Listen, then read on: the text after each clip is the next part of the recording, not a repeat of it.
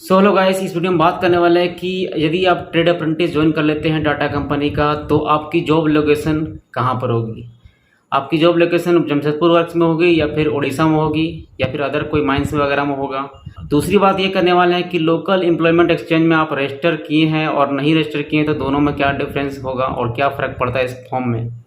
और application form से related कुछ डाउट होगा जो आपको क्लियर करने दूंगा वीडियो के अंत तक में, तो वीडियो को पूरा देखिएगा। ठीक है, चलिए शुरुआत करते हैं। आपकी जॉब लोकेशन कहाँ हायर होगी उससे पहले मैं एक चीज़ बताना चाहूँगा कि लगातार पिछले 7-8 साल से जब भी अप्रेंटिस की वैकेंसी फुलफिल होती थी तो लगभग 150 कैंडिडेट मैक्सिमम 170-180 तक ज़्यादा था। लेकिन लास्ट बैच की बात करें जो TA18 जो उसमें निकला था, आप उसमें 350 से ऊपर कैंडिडेट को लिए थे, क्योंकि उस समय प्लांट कलिंगानगर का जो आपको पता होगा उड़ीसा में, जो कि यहाँ जमशेदपुर से 4 गुना ज़्यादा बड़ा प्लांट है, तो वहाँ पर भी अप्रेंटिस की ज़रूरत थी। तो वहाँ पर ही वैकेंसी फुलफिल करने के लिए अप्रेंटिस की संख्या में ज़्यादा कैंडिडेट को यहाँ से लिए थे, जो कि मतलब 50 से 40% लोग वहाँ पर हायर किए गए। तो हो सकता है कि इस बार वहाँ वैकेंसी हो तो यहाँ पर ज़्यादा कैंडिडेट ले। अगर कम कैंडिडेट लेते हैं तो मान के चले जमशेदपुर वर्क में सारा कैंडिडेट को अपना पोस्ट मिल जाएगा, प्लेसमेंट हो जाएगा। लेकिन अगर 300 से ऊपर 350-400 के आसपास अगर लेते हैं तो आप 100% श्योर है कि 40-50% लोग वहाँ पर कलिंगानगर में जाएंगे ही जाएंगे। लेकिन बात यहाँ ख़त्म नहीं होती है। उनमें से कौन से कैंडिडेट जमशेदपुर वर्क्स में रहेंगे, कौन से कलिंगानगर में जाएंगे, ये डिपेंड करता है आपके एप्लीकेशन स्टेटस को देखते हुए, आपका मेरिट लिस्ट को देखते हुए। दूसरा एक चीज़ और मैटर करता है, आपका हो सकता है आप कहाँ से रिलेटेड है, जमशेदपुर के लोकल हो या फिर आप एम्प्लॉय वर्क से हो और जमशेदपुर वर्क से हो, मतलब अदर सिटीज़ हो, तो बहुत सारी चीज़ मैटर करती है। लेकिन इसमें ये चीज़ कहीं पर क्लियरिफिकेशन नहीं है कि आपको कहाँ देगा जॉब।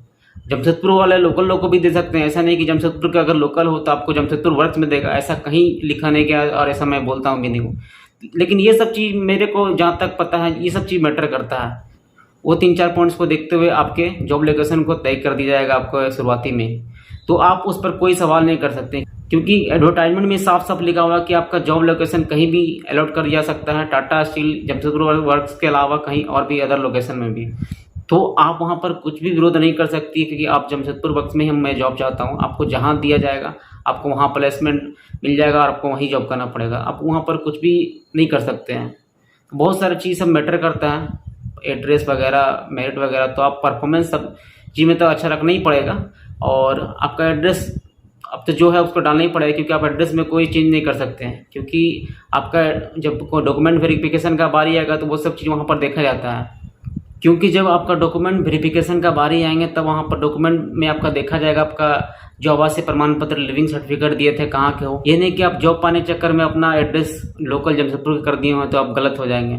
आपका जहाँ रजिस्टर आपका एड्रेस है, आपका जहाँ पर आप ऐसे प्रमाण पत्र में आपका जो जगह का दिया गया आपको वही सर्टिफिकेट दिखाना है। तो इसी 3-4 चीज़ पॉइंट को ध्यान में रखते हुए आपका जॉब लोकेशन डिसाइड करती है जो आपको करना पड़ता है। दूसरी बात करते हैं कि लोकल एम्प्लॉयमेंट एक्सचेंज में रजिस्टर है या नहीं है, इससे क्या फर्क पड़ता है। इस पॉइंट को समझने के लिए एक एग्जांपल लेते हैं। यदि आपको स्कूल जाना है, पढ़ाई करना है, आपको कॉलेज जाना है, तो उसके पहले आपको एडमिशन लेना पड़ता है, तब जाकर आप वहाँ पर क्लास करते हैं, पढ़ाई करते हैं, जो भी करते हैं। तो बताना पड़ता है कि हाँ हम स्कूल में एडमिशन लिए हैं, मैं स्टूडेंट हूँ आपका।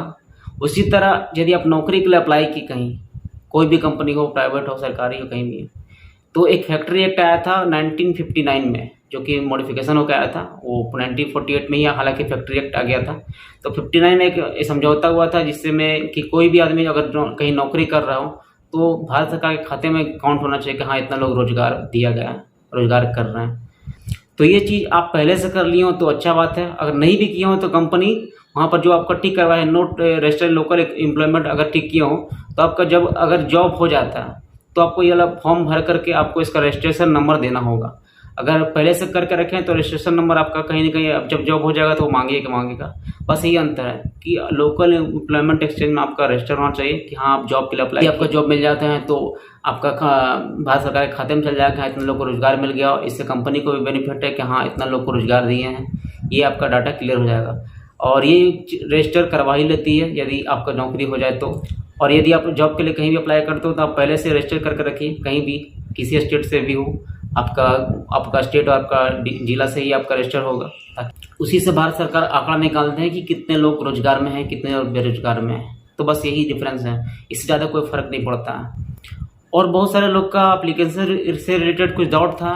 आप एप्लीकेशन फॉर्म रजिस्टर करते समय जो भी डॉक्यूमेंट्स वगैरह दिए थे वो आपको ओरिजिनल दिखानी पड़ेगी आपका डॉक्यूमेंट वेरिफिकेशन के टाइम में, चाहे आप वो उसका रिसिप्ट जमा किए हो या फिर जो बना हुआ वो जमा किए हो।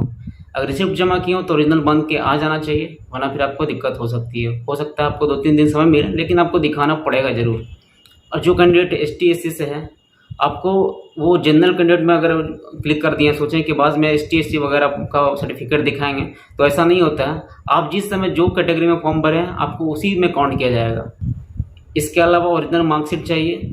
आप उस समय स्कैन कॉपी भी, स्क्रीनशॉट वगैरह भी डाले हैं तो कोई दिक्कत नहीं। बहुत सारे लोग स्क्रीनशॉट लेकर के अपेयरिंग वाले लोग डाल दिए हैं, तो उसमें भी उन लोगों को प्रॉब्लम नहीं आएगी। आपको ओरिजिनल मार्कशीट उस समय आ जाना चाहिए और तभी जा करके आपका डॉक्यूमेंट वेरिफिकेशन का एग्जाम आप क्वालिफाई कर जाइएगा। और फाइनली आप टेलीग्राम चैनल से जुड़िए, ताकि बहुत सारी चीज़ वहाँ पर इन्फॉर्मेशन मैं दे रहा हूँ जो आप लोग उस पर पीछे छूट रहे हैं।